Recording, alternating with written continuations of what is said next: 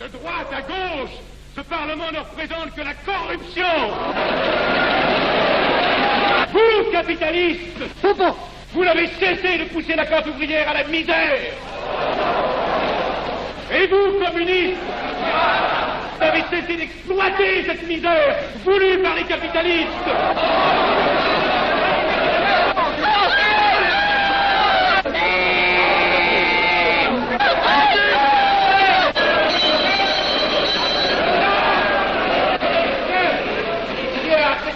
Et vous tous, parlementaires désuets et périmés, insultez-moi le parlementarisme.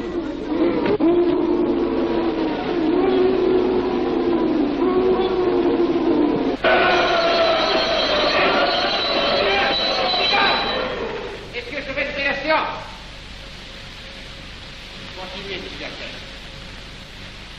Messieurs, je n'ai plus rien à dire.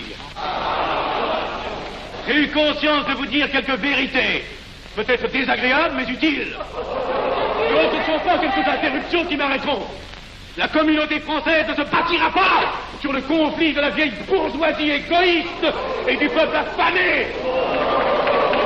C'est pourquoi je ne voterai pas ce projet qui donne satisfaction au capitalisme international et serait le bon prétexte pour les communistes à accentuer nos divisions. Je ne le voterai pas. Je serai sans doute le seul à ne pas le voter, car il semble que par une étrange aberration, la Chambre tout entière soit prête, comme toujours, à trahir l'intérêt français au bénéfice de certains intérêts internationaux très particuliers.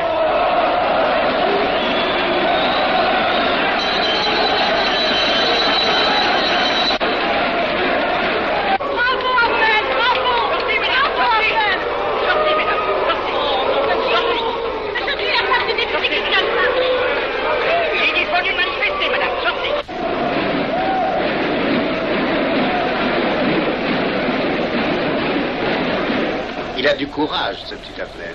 Ces petits nationaux trop puritains nous font perdre notre temps. Il faudrait l'éduquer un peu. De quelle loge est-il? Il n'est pas de chez nous, mon frère Dubois. Tout s'explique. Voilà un garçon intelligent qui a besoin d'une méthode et de conseils. Présentez-le donc. Il est sensible, il faudra procéder avec précaution. Envoyez-lui la rivière, il saura le persuader. J'y vais.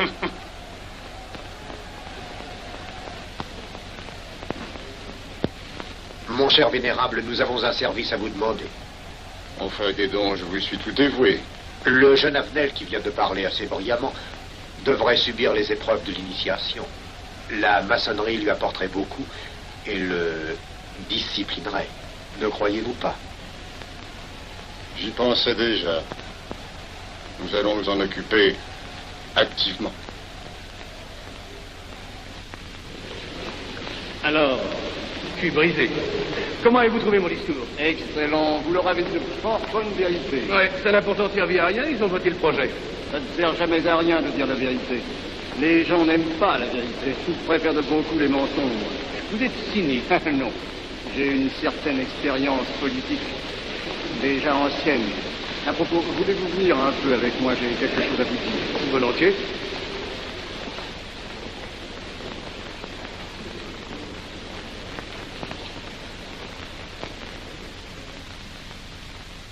Oui, voyons, je voulais vous dire, si nous reprenions notre conversation sur la franc-maçonnerie, vous avez dit l'autre jour que vous étiez curieux de connaître cette association. Ah oui, on en dit tantôt du bien, tantôt du mal. Je vous avoue que je n'aime pas beaucoup les sociétés secrètes. Ah, pardon. La franc-maçonnerie n'est pas une société secrète. C'est une société discrète. Pourquoi éprouves-tu tant de répugnance à me voir entrer dans la franc-maçonnerie? Cette association me semble suspecte. Il ne doit y avoir que des arrivistes là-dedans. Non, voyons, ce sont peut-être aussi des braves gens animés d'un idéal sincère. Le texte qu'ils m'ont donné est rempli de bonnes idées. Tu me diras que ce n'est qu'un programme affiché à l'entrée. Mais il me paraît loyal.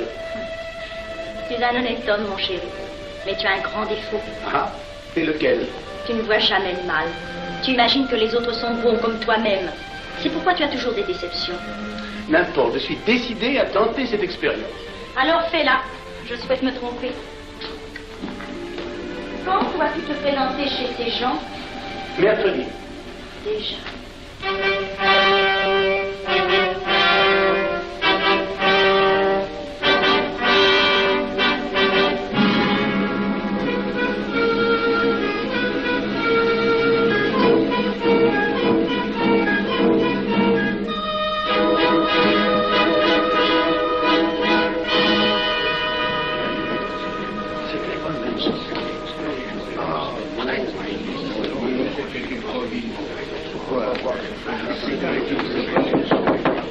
Mes frères, les travaux reprennent force et vigueur.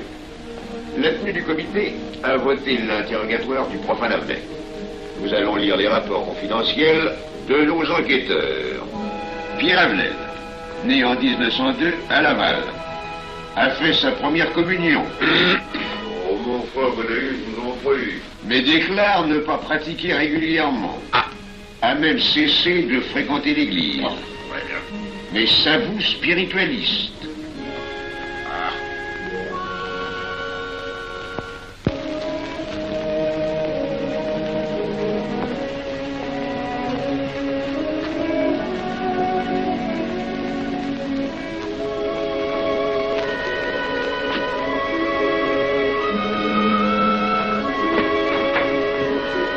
Monsieur, voulez-vous me citer? Permettez-moi de vous bander les genoux.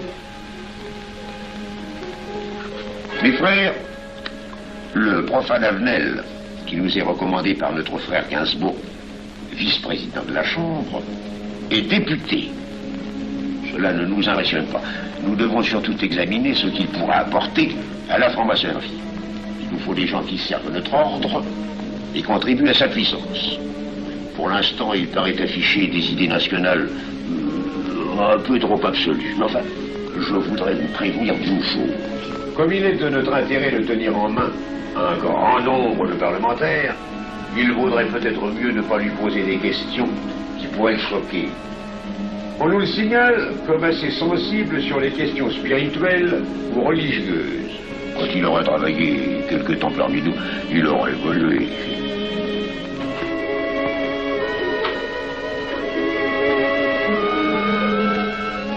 Voilà, le silence le plus absolu, mes frères.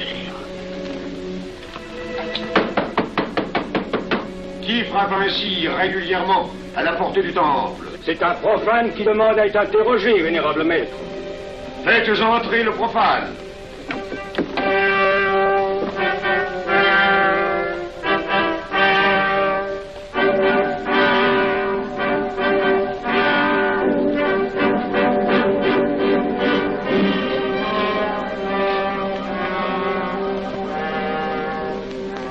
Monsieur, vous avez déclaré vouloir faire partie de la franc-maçonnerie. Mais nous désirons savoir qui vous êtes. Nous allons donc vous interroger sur vos sentiments, vos croyances, vos idées politiques. Répondez-nous sans vous troubler, mais en nous disant la plus stricte vérité. Consentez-vous à cet interrogatoire? J'y consens. Monsieur, croyez-vous en Dieu? Et pourquoi? Vous semblez être déçu par ce premier contact avec la maçonnerie. Mais l'interrogatoire est assez pénible. J'ai dû paraître ridicule. Vous vous trompez. D'autres qui sont passés avant vous ont moins bien répondu. Vous avez été reçu avec une majorité convenable, 16 voix contre 10. Comment, j'ai eu 10 voix contre moi? Non, non. 2 seulement. 2. Mais les voix d'opposition comptent pour 5. Un opposant de plus, et vous étiez plaqué. La maçonnerie est difficile sur le choix de ses candidats. Pas assez, mon cher, pas assez. Je dois même vous avertir que lorsque vous serez en loge, vous serez déçu. Le milieu maçonnique est épouvantablement médiocre. Vous verrez que vous nous apporterez plus que vous ne recevrez. Mais ces rites dont vous m'avez parlé, ces initiations mystérieuses... De bêtises. Il y en a qui y attachent un certain sens symbolique. La plupart des maçons ritent eux-mêmes de ces vieilles pratiques désuètes. Seulement, le jour de votre initiation, tenez-vous bien, les épreuves de la cérémonie ne sont pas commodes.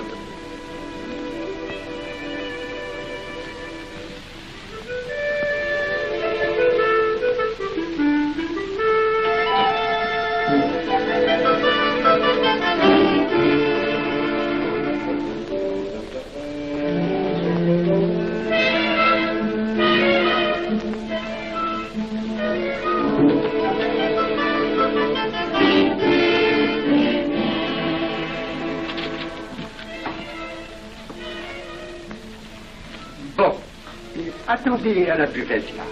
On viendra vous chercher. Mais c'est entendu, mon cher, je m'occupe de ton affaire.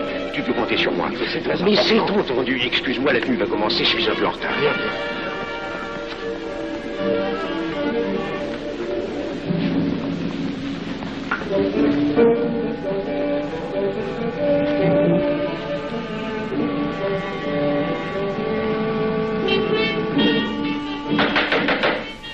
Prenez place, mes frères, nous allons ouvrir les travaux. Mon frère Durand, veuillez prendre place à l'ordre.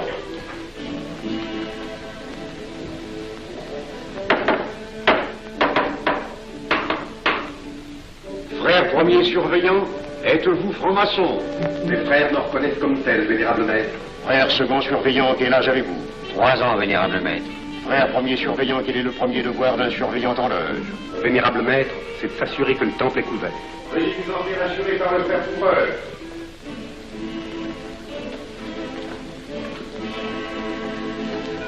Le temple est couvert, vénérable maître. Frère second surveillant, quel est le second devoir des surveillants en loge? Vénérable maître, c'est de s'assurer que tous les frères présents sont membres réguliers de la loge ou visiteurs connus. Debout, et alors, mes frères. Frère premier et second surveillant, assurez-vous que tous les frères rangés devant vos colonnes sont membres réguliers de la loge ou visiteurs connus.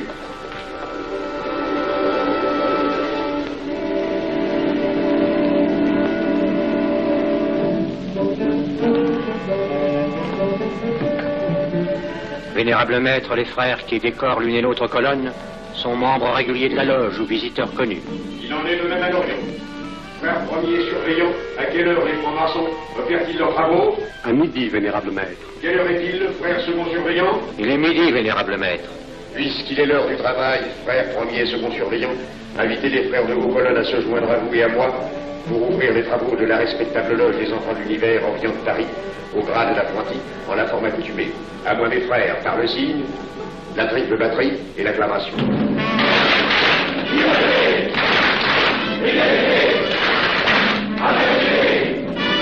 Prenez place, mes frères, les travaux sont ouverts. Mes frères, l'ordre du jour appelle l'initiation du profane Avenel. L'atelier a voté dans une précédente tenue la mission du dit profane. Nous allons donc ce soir le recevoir solennellement.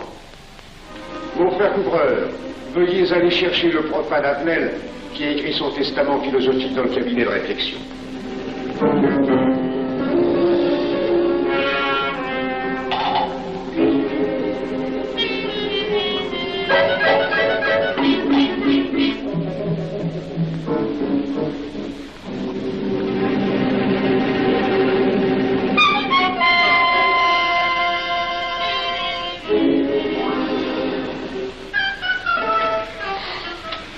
Rigolo leur truc. Monsieur, veuillez me suivre.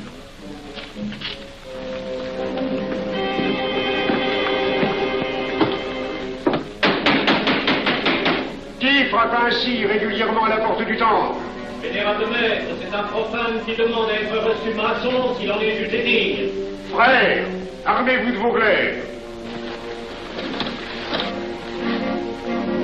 Faites entrer le profane.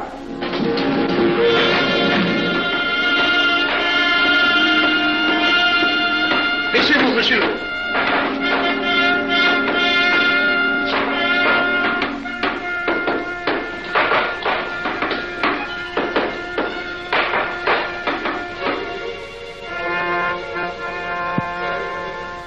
Monsieur, cette épée que vous sentez sur votre poitrine est toujours levée pour punir le parjure. Elle est le symbole du remords qui déchirerait votre cœur si vous deveniez traître à la société dans laquelle vous voulez entrer. Est-ce de votre propre volonté, en pleine liberté, que vous vous présentez parmi nous? Oui. C'est une institution qui ne procède que d'elle-même. Elle prend sa force dans la raison. Persistez-vous toujours dans vos intentions? Êtes-vous bien déterminé à vous soumettre aux épreuves, quelles qu'elles puissent être? J'y consens. En ce cas, confiez-vous à la main qui va diriger vos pas. Mais comme il serait imprudent de s'imposer des obligations dont on ne connaîtrait pas l'étendue, il est de la sagesse de cette respectable assemblée de vous dire quels seront vos devoirs si elle vous admet dans son sein. Le premier est un devoir absolu de secret sur tout ce que vous pourrez entendre et découvrir parmi nous, ainsi que sur tout ce que vous verrez et saurez par la suite. Je dois exiger de vous un serment prêté sur la coupe des libations. Consentez-vous à le prêter? Oui. Frère expert, faites approcher le profane. Et vous, maître des cérémonies, apportez la coupe des serments. Présentez la coupe au profane.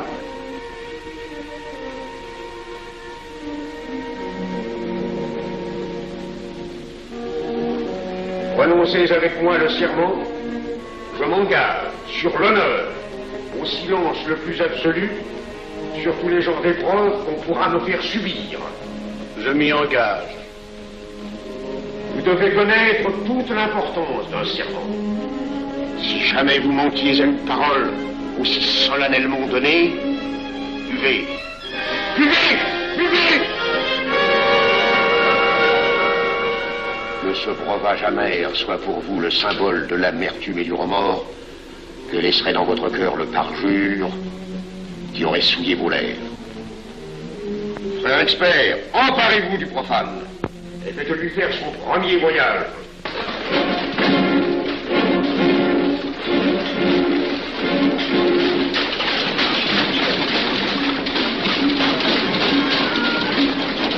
Là, c'est un profane qui demande à être reçu maçon. Comment ose-t-il l'espérer? C'est qu'il est libre et de bonne mœurs. Puisqu'il en est ainsi, qu'il passe.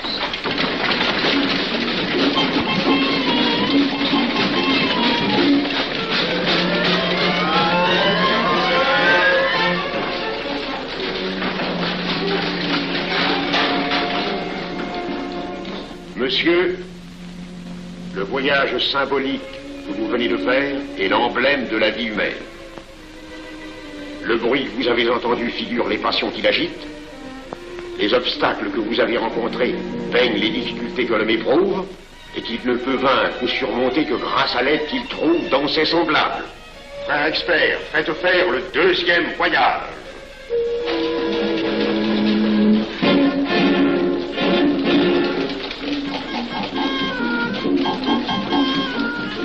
Qui va là? C'est un profane qui demande à être reçu maçon. Comment ose-t-il l'espérer? C'est qu'il est libre et de bonne mœurs. Puisqu'il en est ainsi qu'il passe, qu'il soit purifié par l'eau.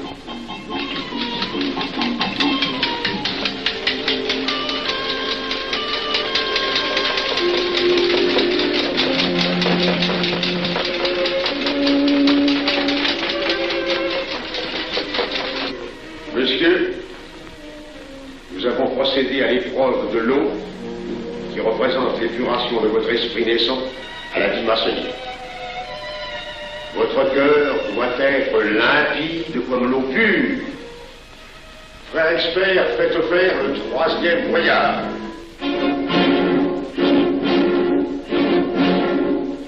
Qui va là? C'est un profane qui demande à être reçu maçon. Comment ose-t-il l'espérer? C'est qu'il est libre et de bonne mœurs.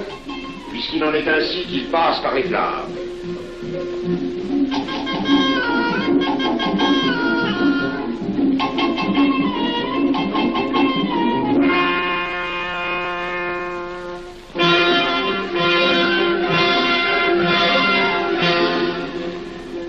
Monsieur, les flammes dont vous avez été environné ont achevé vos épreuves.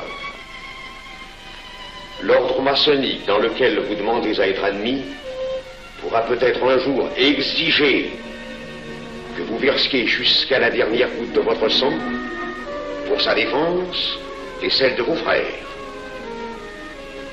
Je vais maintenant vous faire prêter serment à la franc-maçonnerie. Frère expert, amenez le profane à l'autel. Mes frères, debout, à l'ordre et glaive aux mains.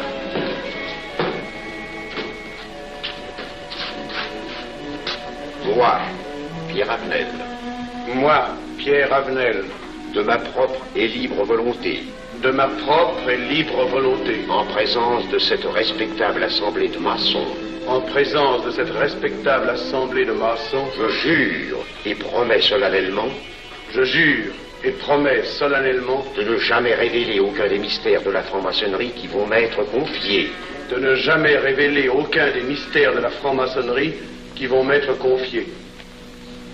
Quelle idée saugrenue ton mari a-t-il de se faire recevoir franc-maçon? Je lui ai déconseillé tant que j'ai pu, mais tu sais comme il est entêté. Il va se trouver dans un milieu d'arrivistes si médiocre.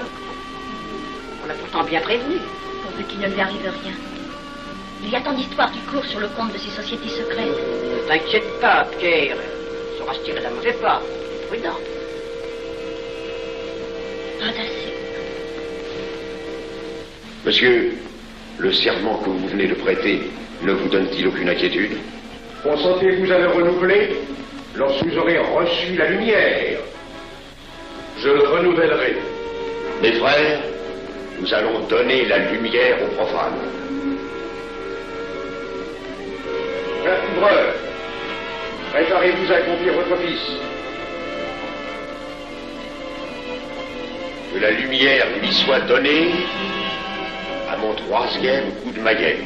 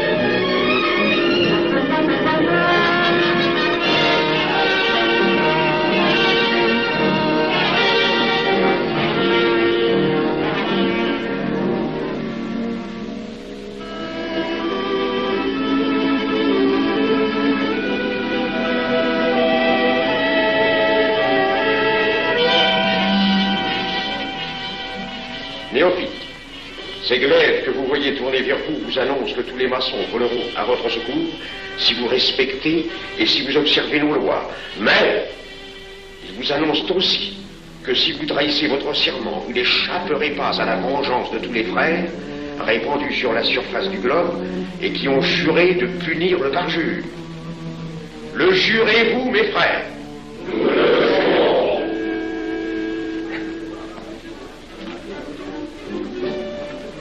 Mes frères, à la santé de notre nouveau frère. À votre santé. Mon très cher frère, qu'est-ce que vous pensez de cette soirée? Eh bien, c'est curieux. Cette cérémonie est très impressionnante. Mon cher frère, pourrais-je vous laisser ma carte au cas où vous auriez besoin de mes services? Je vends de tout, de la bonneterie, des chaussures, du savon à nettoyer invraisemblable. Tu permets, mon cher Lévi-Stein? Je t'en prie. Mon frère Avenel, nous allons bientôt vous mettre à contribution. Oui, un de nos amis de notre loge voudrait un bureau de tabac. Le Grand Orient est submergé de monde en ce moment. Avec vous, ça ira peut-être un peu plus vite. Volontiers, je vous remercie. Ah, dans quelque temps, je vous parlerai aussi d'une autre affaire. Depuis plusieurs années, j'ai droit à la Légion d'honneur. Je ne m'en suis jamais occupé, je n'ai pas voulu déranger nos amis pour ça. On leur demande déjà tellement de choses, n'est-ce pas? Vous m'aiderez. À votre service. Merci beaucoup. Alors, on l'envoie. Ah non, pas comme ça. Voyez-vous, des petits coups secs avec le pouce, là, comme ça. Bon, essayez. Bon, et ben voilà. Avec ce signal-là, on ouvre toutes les portes.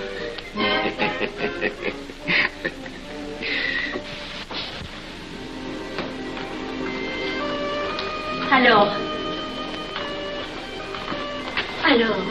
content? Bon.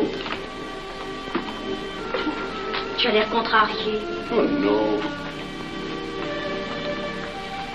Déjà déçu? Pas encore. Tu me raconteras la séance. Ah, j'ai juré de ne rien dire. Même à moi? Écoute, c'était pas ridicule. C'était étrange.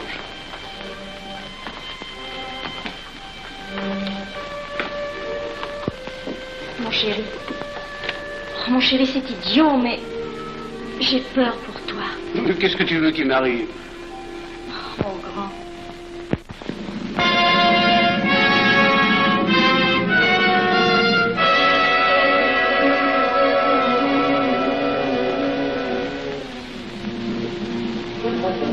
Mon très cher frère Abnel, vous êtes député. J'ai un service à vous demander. Tous les détails sont là-dessus. Mon très cher frère, si vous pouviez m'obtenir cette place, vous me feriez plaisir. Mon cher, donnez donc un coup de téléphone au préfet, qu'il m'ôte cette contravention. Demandez la liberté, le scandale fascinateur. Mon très cher frère Abnel, j'ai besoin d'un bon témoin de moralité dans un procès. C'est un de nos frères qui passe en correctionnel. Il est bien un peu coupable, mais avec un peu d'appui. Et pour manifester cette solidarité maçonnique, je suis sûr que vous voudrez bien vivre. L'arrestation du banquier Charles Lévy. Le faille des banques coopératives. Un nouveau scandale financier. Il faut l'exclure, c'est une fripouille. Oui, évidemment, c'est une fripouille, mais puisque personne ne le sait, nous pouvons le garder parmi nous. Non. Mais je comprends très bien vos réactions, mon cher Abnel. Mais tenez, je vais vous citer un exemple. J'ai vécu pendant 20 ans en maçonnerie avec un frère que je considérais comme un escroc. Ben, je n'ai rien dit, parce que c'était un excellent maçon. Nous ne sommes pas du même avis.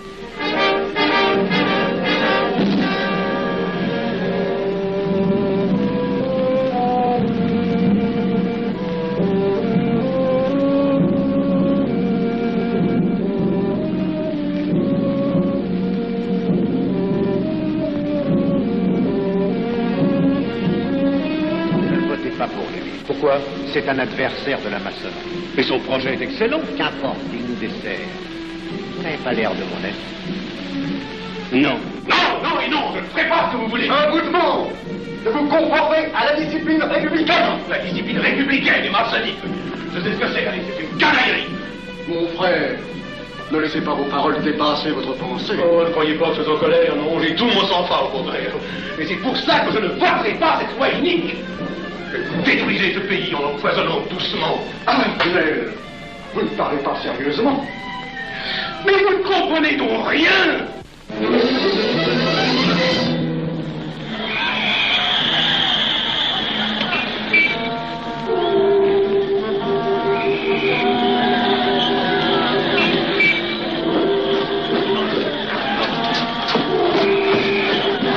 Que se passe-t-il? Regardez. Calmez-vous, mon vieux. Ce n'est rien. Rien.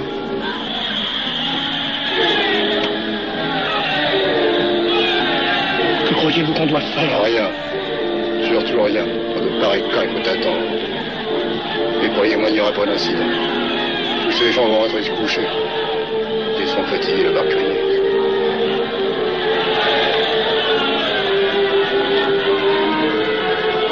Qu'en pensez-vous, Abnel? Je voudrais être avec eux, place de la Concorde. Vous ne parlez pas sérieusement? Je n'ai pas envie de rire.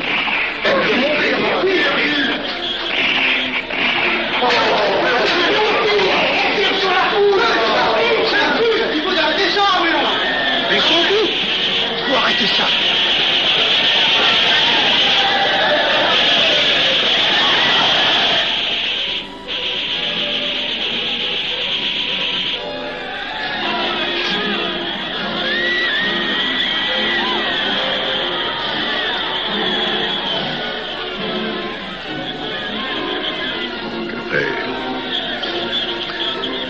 Trop tard.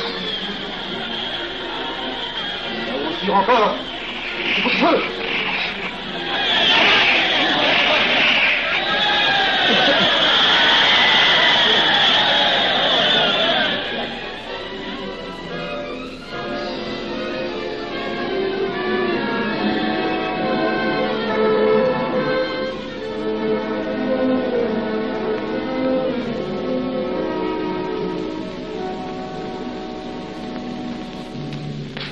Messieurs, nous avons établi définitivement la liste des membres de la commission d'enquête. Tout le monde est bien d'accord pour la soumettre au vote de la Chambre.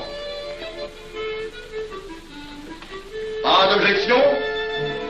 Le projet est accepté à l'unanimité. La séance est levée.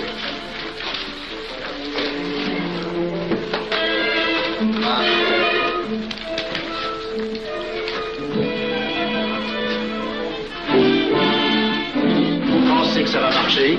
Je ne prévois pas d'opposition. Si cela est ainsi, nous risquons de nous en tirer. Je le crois sincèrement. Nos frères députés nous attendent dans un salon voisin. Ils sont impatients de vous entendre. Allons-y. Armel. À propos, cher ami, je vous ai mis d'office dans la commission d'enquête. Moi, pourquoi? C'est indispensable. J'ai besoin de vous. Venez avec nous. Vos amis nous attendent.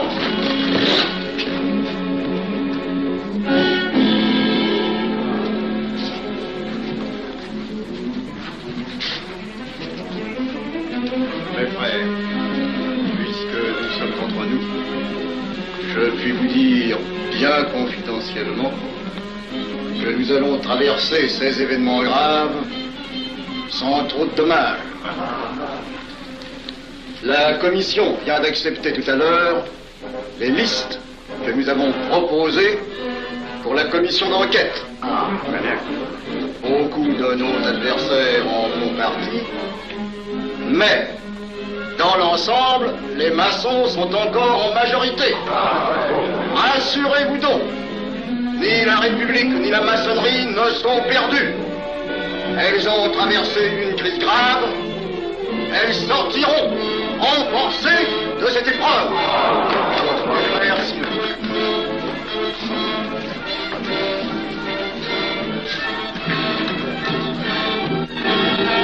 Demandez l'anti-Marcon, le scandale de la commission d'enquête. Demandez l'anti-Marcon, le scandale de la commission d'enquête. Vous me demanderez successivement le Quai d'Orsay, la Banque de France, l'état-major, le secrétaire général du Parti radical socialiste, le temps et les usines d'aviation Guerlain. Bien, monsieur.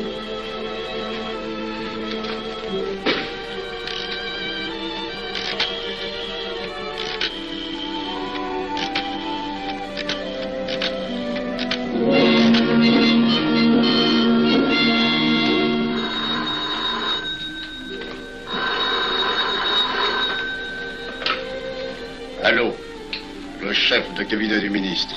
Allô? Mais oui, passez-le-moi. Lui-même, à vos ordres, mon très cher ami. Je ne peux rien vous dire par téléphone. Il pleut. Vous me comprenez? À merveille. Alertez tous nos amis à l'étranger.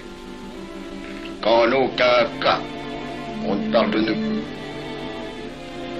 Silence. Compris. Allô, ici Général Maisonnat. À vos ordres, mon cher Larivière. Je compte sur vous, mon cher général, pour que l'armée ne varie pas politiquement. Elle doit rester divisée, avant tout. Ne craignez rien, j'ai déjà procédé à des changements importants. Tous les officiers suspects d'être contre nous ont été éloignés de Paris et séparés les uns des autres. Mes frères, il est indispensable de franchir cette mauvaise passe. Il ne faut pas trop de mouvement de course. N'est-ce pas, mon frère sous-gouverneur? Nous maintiendrons la monnaie. La presse de droite doit essayer d'attaquer la presse de gauche. Pendant quelque temps. Pour donner le change. C'est entendu.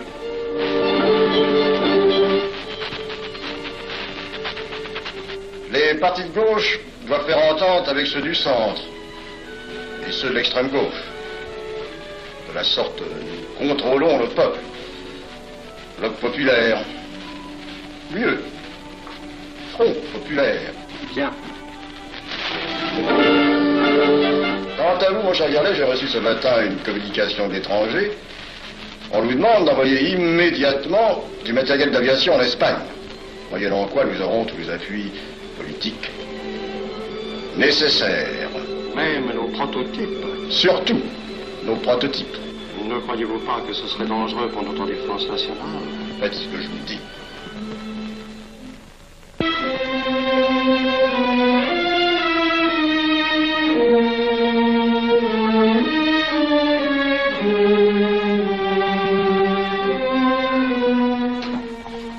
Monsieur Havenel, faites entrer. Ah, bonjour, cher ami. Comment on va? Bien, merci. Ah, je vous ai fait appeler. Que se passe-t-il? On ne vous voit plus. Vous le goûtez? Oh non. Cigarette. Non, merci. Dites-moi, pourquoi avez-vous refusé de faire partie de la commission d'enquête? Oh, j'ai beaucoup de travail en ce moment et je fais déjà partie d'autres commissions. Havenel, répondez-moi franchement. Ce n'est pas parce que nous avons eu l'autre jour une petite discussion bien fraternelle? Eh bien, justement, si. Je voudrais vous parler de la franc-maçonnerie. Ah, mais bien, voyons, mais bien entendu. Asseyez-vous. Ah. Alors? Ah. Je vous écoute. Eh bien, voilà, vous avez été mon présentateur, je vous dois une explication. Je suis décidé à déposer ma démission. Vous avez l'air d'avoir été déçu par la maçonnerie. Au pire, choqué. Pourquoi? Mais confessez-vous, mon vieux. Vous ne serez pas le premier maçon qui m'aura ouvert son cœur. Qu'est-ce qu'on vous a fait? Mais à moi, personnellement, rien. Mais je trouve ce milieu maçonnique... pourri d'arrivistes écœurants. Je vous l'accorde. Ah, je ne vous le fais pas dire. Oh, croyez-vous que je sois dupe? Alors, je ne comprends pas. Tant de vertu affichées sur le programme à la porte. Tant de mystères à l'intérieur pour ne cacher que ces petites combines, ces appétits de comitards. Je m'attendais à trouver des hommes dévoués, sinon supérieurs. Au lieu de ça, je n'ai rencontré que des quémandeurs de bureaux de tabac ou de décoration, ou alors des fripouilles qui cherchaient à m'utiliser pour échapper à des condamnations. En dehors d'eux, des phraseurs, des sectaires, ignorant tout, ne connaissant rien de l'histoire de leur pays, rien de l'histoire du monde, rien de la politique, rien de la philosophie, rien. Ah, des cerveaux vides, mais des dents longues, et des langues folles. Et c'est cela qui gouverne la France. Quel grade avez-vous maintenant? J'ai été initié à la maîtrise il y a peu de temps. Eh bien, si vous avez le courage de vivre encore quelques années dans la médiocrité des ateliers bleus, vous passerez ensuite aux ateliers supérieurs. C'est mieux? C'est autre chose. Voyons, vous êtes 33e, n'est-ce pas? C'est le grade le plus haut dans la maçonnerie. Mon petit Havenel, je vais vous révéler, quoique je ne le doive pas, ces fameux secrets maçonniques dont on fait tant de mystères. En maçonnerie, on cache tout aux petites gens. En bas, vous ne savez rien. En haut, vous commencez à voir un peu plus clair dans le jeu mondial. Moi-même, je ne suis pas totalement éclairé sur les intentions des dirigeants de notre ordre. Et quand je dis dirigeants, je me trompe. Il n'y a pas de chef chez nous. Il n'y a que des exécutants. Je suis un pion sur un échiquier, j'accomplis une fonction. Je reçois des messages. J'obéis. Je transmets. J'agis. Mais qui dirige? Personne. C'est beaucoup plus compliqué et simple en même temps qu'on ne pense. Qu'est-ce que la maçonnerie? Des groupes d'hommes qui se sont réunis aux quatre coins de l'univers pour enserrer le monde dans un réseau aux mailles infranchissables. Nous sommes 50 000 en France, 500 000 en Angleterre, 3 millions en Amérique, c'est peu. Mais c'est énorme, parce que nous formons un bloc uni d'une seule volonté. Nous rayonnons partout, nous commandons partout. Ici, 300 parlementaires sont francs-maçons. En Angleterre, le roi fait partie de notre ordre. Aux États-Unis, le président est 32e. Il n'y a pas un pays où nous n'ayons nos appuis secrets, nos hommes, nos banques, nos groupes dévoués. Et ceci n'est rien. Je ne vous montre là de la maçonnerie que la puissance physique. Il y a peut-être autre chose. Mais quoi? Une doctrine supérieure. Une antique expérience des forces du monde qui nous permet de pousser les peuples tantôt vers la vie, tantôt vers la mort, quand il le faut. La mort? Je croyais la maçonnerie attachée à la paix. À une certaine paix. Notre paix. Sinon,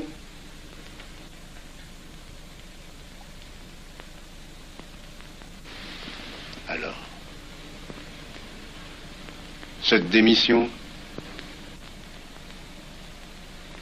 je vais réfléchir.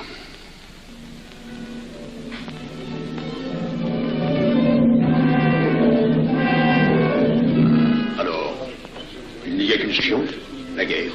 Pour réussir à déclencher la guerre, la maçonnerie a besoin de tous ses hommes. Sur combien de voix pouvons-nous compter à la Chambre? Nos frères parlementaires sont à peu près tous sûrs. Sauf un que j'oserais nommer, car il fait partie de notre loge. Qui donc? Avenel.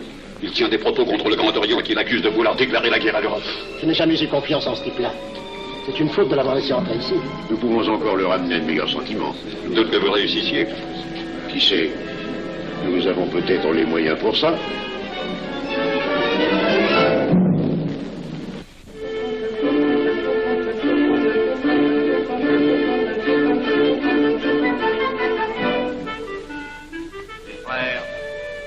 L'aviation allemande n'a pas d'appareil. Plus de 2000 accidents d'avion l'année dernière en Allemagne. La ligne Siegfried est à peine construite. Les tanks allemands marchent difficilement. Un détail entre autres qui m'a été rapporté par un de nos frères. Quand leurs tanks sont entrés à Vienne, on s'est aperçu que certains d'entre eux étaient en carton et montés sur des hautes bicyclettes. Croyez-moi, mes frères, il nous serait facile d'abattre le national-socialisme dont les exigences sans cesse accrues deviennent intolérables. Et libérer ainsi nos frères réduisent à l'esclavage. Jamais nous n'avons été plus près. En 15 jours, nous réglerions le sort de l'Allemagne. Notre loi régirait l'Europe définitivement. Notre victoire est sûre. C'est faux. C'est faux. Silence. Ce que dit cet homme est faux. Mon frère, je vous rappelle alors, vous n'avez pas la parole. Je le sais. Je suis député et membre de la commission de la défense nationale. Je ne peux pas laisser se prolonger un discours aussi manifestement erroné. L'appréciation de monsieur, de notre frère Liechtenstein. Oui, si vous voulez. Sur l'état de l'armée que possède l'Allemagne sont des mensonges. Et ajouter quoi serait la stupidité. Et pourquoi vouloir une guerre entre l'Allemagne et la France? Mon frère, vous n'avez pas la parole. Peu m'importe. Mais je tiens à dire qu'aucun motif réel de conflit ne peut être invoqué. Vous le direz tout à l'heure, après l'exposé de notre frère. Non, je le dirai immédiatement, avant d'entendre des stupidités bellicistes. Oh. Mais vous tous, maçons, vous poussez à la guerre.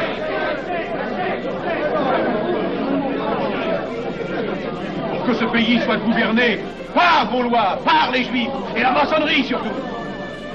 Le peuple français ne se battra pas pour défendre une idéologie fumeuse, un régime ignoble, une république pourrie. Mon frère Avenel, je vous prie de couvrir le temple.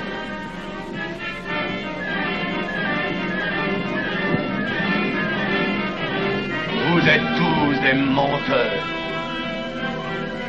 et des faussaires. Tout chez vous n'est qu'une sinistre comédie.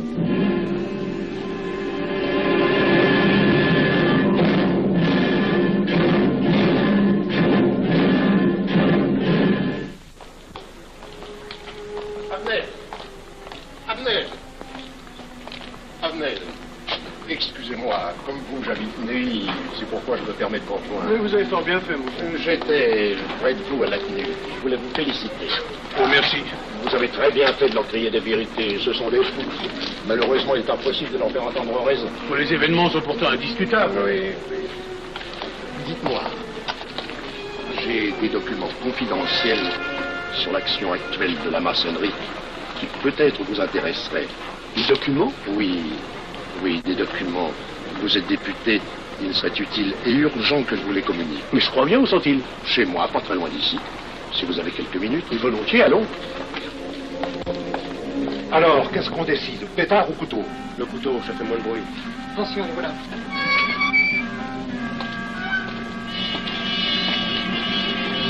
Un instant, je vais voir si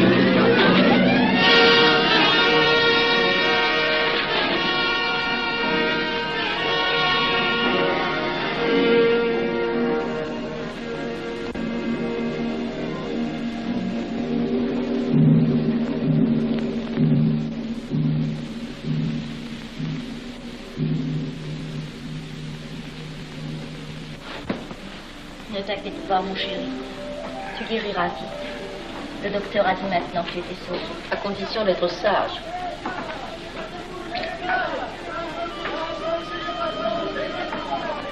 Qu'est-ce qu'on entend? C'est la mobilisation générale, mon chéri. Quoi, la mobilisation? Ne t'agite pas, je t'en supplie. Je n'aurais pas dû te le dire, mon Dieu.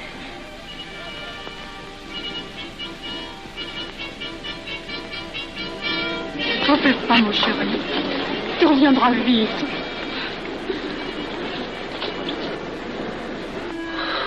Les brutes. Ils sont arrivés. Ils ont réussi à déclencher leur guerre. Ne bouge pas. Tes plaies sont à peine fermées. Si j'étais pas tombé sous les coups de ces criminels, j'aurais peut-être pu arrêter ça. Mais non, tu n'aurais rien pu empêcher, mon chéri. Ces hommes sont plus forts que toi. Ils ne t'auraient pas manqué.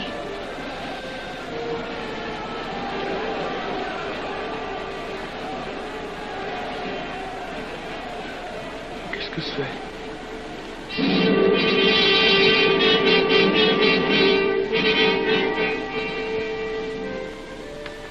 Les malheureux. S'ils savaient ce que je sais.